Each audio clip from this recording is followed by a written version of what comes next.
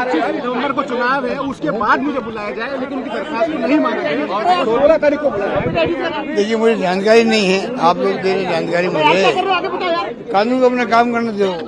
अगर मान लो ईडी ने दे दिया है, पूछताछ की है, जवाब दिया होगा उन्होंने, टाइम मांगा होगा, टाइम नहीं दिया है, कोई सोच समझ के नहीं दिया होगा। मैं कैसे कह सकता हूँ? कुछ मुझे कुछ पता नहीं है। कानून को अपना काम करने दो। ईडी ने नोटिस दिया है, वो हाजिर हो गए हैं, जवाब दे दिया होगा और अब आगे और डेट दी उनको और रिक्वेस्ट पेपर करो तो की होगी, जैसे आप मुझे बता रहे हो। मैं तो बाहर निकले हूँ मीटिंग से, उन्होंने रिक्वेस्ट की है कि चुनाव के बाद बुलाओ मुझे, उन्होंने स्वीकार कर दिया होगा, तो मैं उसमें क्या कर सकता हूँ? कानून अपना काम करेगा। लेकिन मैं कह सकता हूँ कि कोई दम नहीं है नोटिस के अंदर। सिंपल नोटिस है, सिंपल इन्फॉर्मेशन मांगी गई है।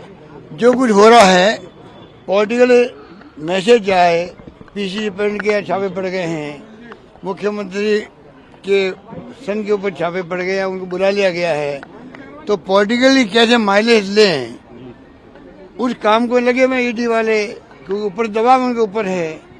इससे कोई फर्क नहीं पड़ने वाला। बल्कि वहाँ राजस्थान भर के अंदर जब से खबर आई है कि आपने ईडी ने बुलाया नोटिस दे करके, 12 साल पहले का केस खत्म हो चुका, खत्म केस था ही नहीं। पहले बात तो कोई केस ही नहीं था।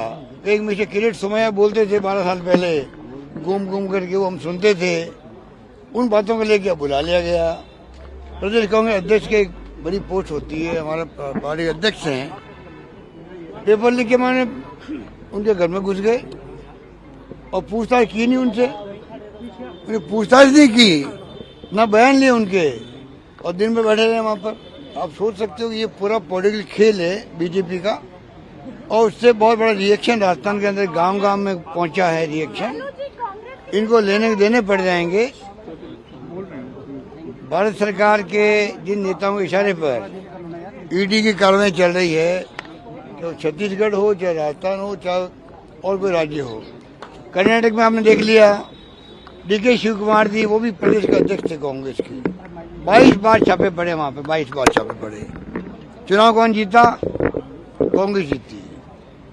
वो स्थिति होगी राजस्थान के अंदर भी होगी, छत्तीसगढ़ में भी होगी, मध्य प्रदेश में भी होगी। जितने छापे डाल दे, अब इनके छापों का इफेक्ट नहीं रहा है। ये कोई जमाना था सीबीआई पहुंच जाए कहीं पर, इनकम टैक्स रेड हो जाए, ईडी पहुंच जाए, तो समाज भी उसको बहुत बुरा मानता था। ये पता नहीं इन्होंने कितने बड़े क्या घोटाले कर दिए होंगे। अब समाज को मालूम पड़ गया, पब्लिक को, कि ये खाली पॉलिटिकली माइलेज लेने के लिए, झूठा बदनाम करने के लिए, इशारे पे खाली विपक्षी पार्टियों के नेताओं पे छापे क्यों पड़ते हैं। और जो विपक्षी नेता चला जाता है बीजेपी के अंदर, तो छापे पड़ना बंद और वो बिल्कुल पाकसाफ हो जाता है। तो ये पूरी जनता को मालूम कर चुका है, जितना ये ऐसे काम करेंगे उतना फायदा हमें मिलेगा, इतना कह सकता हूँ। आपने ईडी के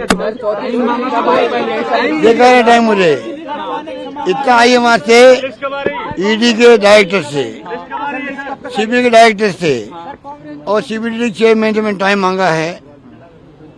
उनमें 2 का जवाब है, मेरे ख्याल जवाब आया है। कब इलेक्शन में कोड ऑफ कंडक्ट है, इसलिए हम उसके बाद में मिलेंगे आपसे, जबकि कोड ऑफ कंडक्ट का कोई तुक नहीं है। मैं नागरिक हूँ, मुझसे मिलने में क्या दिक्कत है उनको? मैं मिल के अपनी बात कहता, मैं क्या महसूस करता हूँ एज ए नागरिक, बताता उनको, मैं उनके इंटरेस्ट में बताता मैं उनको। उनकी एजेंसियों की जो प्रीमियर एजेंसी हमारी है, जिसमें हमें गर्व होना चाहिए कि हमारी CBI, income tax, ED economic offences को कंट्रोल करती है। आज मैंने कहा मेहुल चौकसी हो, नीरव मोदी हो, विजय माल्या हो, आज 8-9 साल हो गए उनको भागे हुए।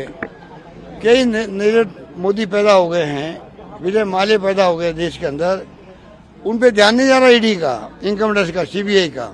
आप सोच सकते हैं आज कितने नए नए पैदा हो गए इकोनॉमिक ऑफेंस करने वाले।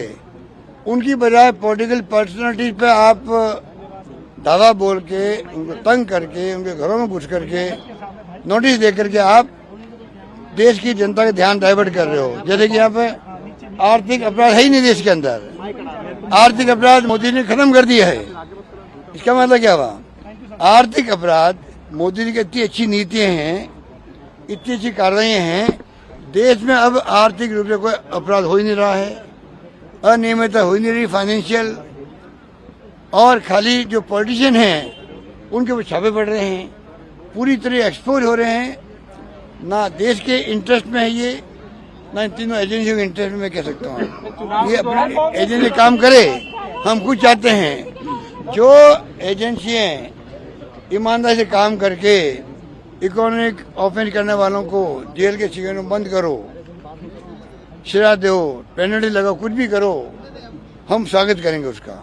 जिस प्रकार से ताने मचा रखा इन लोगों ने आतंक का, एजेंसियों के इंटरेस्ट में नहीं, बात मैं कह सकता हूँ, और देश के हित में नहीं है। उम्मीदवारों की चौथी सूची